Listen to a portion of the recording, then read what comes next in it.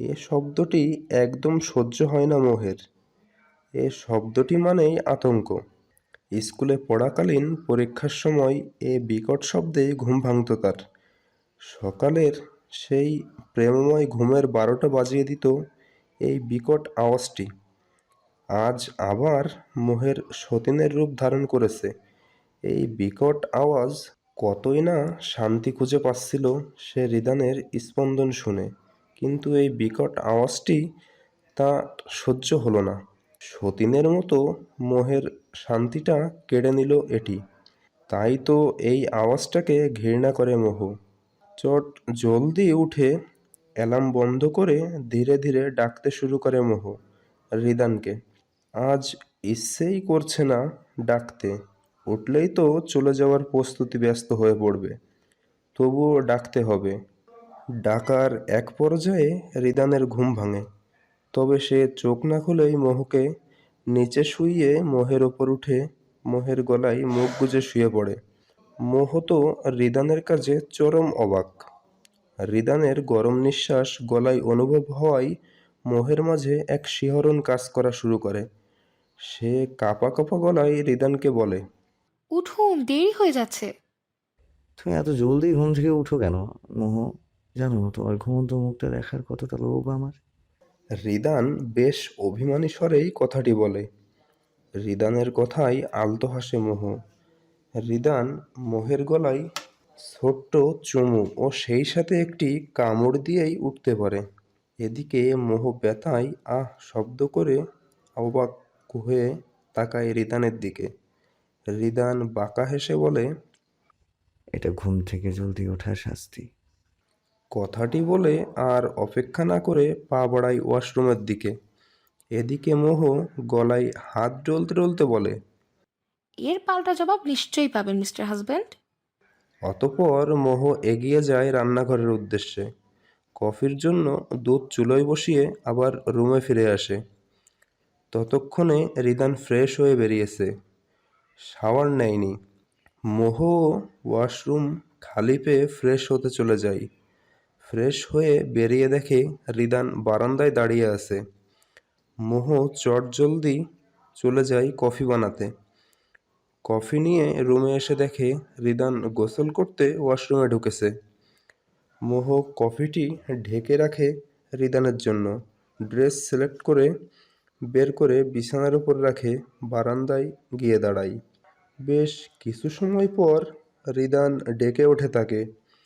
রিদানের ডাকে সাড়া দিয়ে রুমে প্রবেশ করে দেখে রিদান শার্টের বোতাম না লাগিয়ে কফি পান করছে।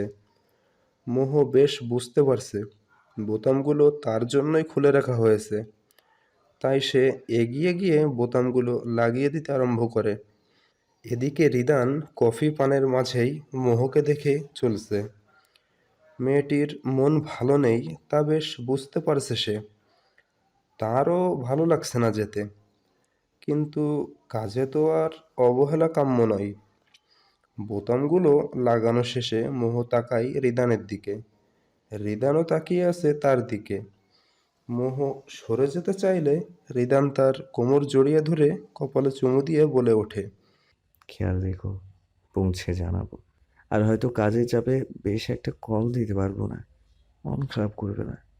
জি, নিজের খেয়াল রাখবেন। মোহ রিদানের দিকে তাকিয়ে কথাটি বলে। রিদান আলতো হেসে জড়িয়ে ধরে মোহকে।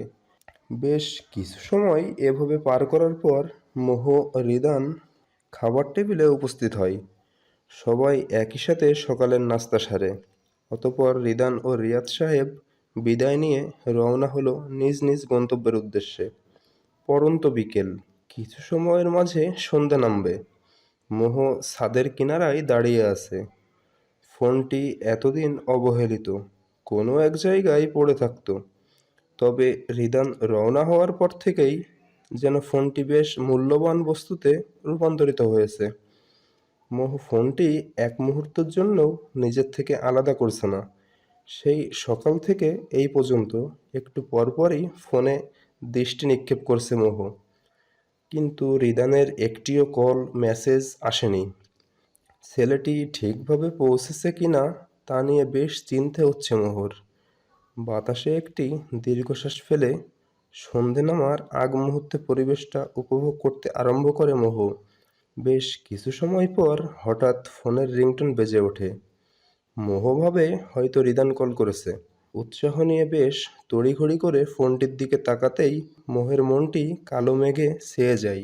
কোনো একটি আননোন নাম্বার হতে কল এসেছে। তাই নিজের সব উৎসাহ হারিয়ে ফেলে মন খারাপ করেই কলটি রিসিভ করে। আসসালামু আলাইকুম, কে বলছেন? এখনো নম্বরটা সেভ করিস নাই? জেন, সরি দোস্ত, ব্যস্ততায় ভুলেই গিয়েছিলাম। কি এত ব্যস্ততা? তেমন কিছু না, ভর্তি পরীক্ষার জন্য পড়তে হচ্ছে, সেই সাথে নতুন একটি সম্পর্কে জড়িয়েছি। হুম, নতুন সম্পর্কের জন্য পুরনো সম্পর্কগুলো অবহেলা করতে হয় না। অবশ্যই। আচ্ছা বল, কেমন আছিস? আছি, দেখা করতে পারবি? উনি তো কিছুদিনের জন্য বাইরে গিয়েছেন, উনি আসলে না হয় দেখা করি। তোর কাছে এখন রিদানি সব, আমি কিছুই না। উফ, কবে দেখা করতে চাইছিস? কাল। আচ্ছা, দেখি। দেখা দেখির কিছু নাই, তোর কাল আসতেই হবে। আচ্ছা আচ্ছা।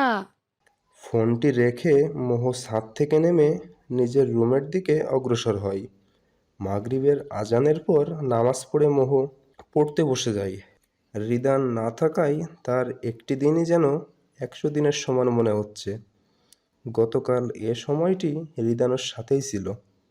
মোহ পড়ছিল তার। রিদান তার পাশেই বসে পড়ার ফাঁকে ফাঁকে মোহের সাথে বিভিন্ন দুষ্টামি করে যাচ্ছিল।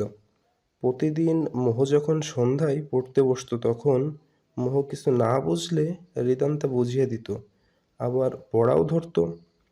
এসব মনে পড়াই মোহের আর পড়তে ইচ্ছে হলো না। সে এগিয়ে গেল তার শাশুড়ির রুমের দিকে, খানিকটা সময় গল্প করার উদ্দেশ্যে। একটু যদি তাকাও তুমি, মেঘগুলো হয় সোনা। আকাশ খুলে বসে আছি, তাও কেন দেখছো না? একই আকাশ মাথার ওপর, এক কেন ভাবছো না? আকাশ খুলে বসে আছি, তাও কেন দেখছো না? আসবে বলে ওই যে দেখো মেঘেরা দাঁড়িয়ে। আকাশটাকে দেখি চলো, মেঘটাকে তাড়িয়ে। মেঘের মতো হাঁটবো দুজন, হাত কেন রাখছো না? আকাশ খুলে বসে আছি, তাও কেন দেখছো না? বারান্দায় যেখানে শীতল বাতাসগুলো শরীর জুড়িয়ে দিচ্ছে, সেখানে গানটি মন ছুঁয়ে দিচ্ছে। রাত 10টা বাজতে খানিকটা সময় বাকি। রাতের খাবার শেষ করে একাকিত্বটা অনুভব করতেই মোহ বারান্দায় এসে দাঁড়ায়। হঠাৎ গানটি মনে পড়তেই তা চালু করে শোনায় মনোযোগ নিবেন করে মোহ। এ গানটি যেন তার মনের হালকা ব্যক্ত করছে। গানটি শেষ হতেই মোহের ফোনে একটি মেসেজ আসে। পৌঁছেছি বিকেল 5টায়। সরি, এসেই ফ্রেশ হয়ে একটা মিটিংয়ে উপস্থিত হতে হয়েছিল। ওখান থেকে এলাম সবে, তাই জানানোর সময় পাইনি। প্রচুর টায়ার্ড, কথা বলার এনার্জিও নেই। অনেক সরি। সেই সকাল দিয়ে অপেক্ষার প্রহর গুণে রাত 10টায় এ মেসেজটি পেয়েছে মোহ। কত আনরোমান্টিক হলে মানুষ এসব মেসেজ দেয় ভেবে পায় না মোহ। মেজাজটা এতটাই খারাপ হয়েছিল তার যে মেসেজের কোনো রিপ্লাই দিতে বিন্দু পরিমাণ ইচ্ছে হলো না। আবারও গান ছেড়ে তাতে মনোযোগ দেয় মোহ। সকাল সকাল দিহান উপস্থিত হয়েছে তিশার বাসার সামনে। গেটের সামনে দাঁড়িয়ে তিশাকে একটি মেসেজ করলো। বাসার বাইরে আছি, জলদি এসো। মেসেজটি পেয়ে তিশা নিজেকে যথেষ্ট শক্ত করে ধীরে ধীরে এগিয়ে যায় গেটের দিকে। আগ দিয়ে ভার্সিটি যাওয়ার জন্য রেডি হয়ে গেল তিশা। কিন্তু নানান ভয় এসে জড়ো হচ্ছে তিশার মনে। হাত পা কাঁপছে তার। না জানি বাইরে কি অপেক্ষা করছে তার জন্য। কাঁপা কাঁপা গলায় গেট খুলতেই তিশা দিহানকে দেখতে পায়। দিহানকে দেখেই যেন ভয়গুলো বিদায় নিতে শুরু করে তিশার মন হতে। এই ছেলেটার মাঝে কি আছে তা বুঝে ওঠে না তিশা। কিন্তু দিহানের মাঝে ভরসা খুঁজে পায় সে, যার ফলে তার হাত কাঁপাটাও থেমে যায়। তবুও মনে একটু একটু ভয়টা ঠিকই আছে। দিহান তিশাকে দেখে মুচকি হাসি দিয়ে হাতটা বাড়িয়ে দেয়। দিহানের সেই মুচকি হাসি আর চাহনি যেন তিশাকে বলছে, আমি আছি তোমার সাথে। আর দিহানের বাড়িয়ে দেওয়া হাতটি যেন বলছে,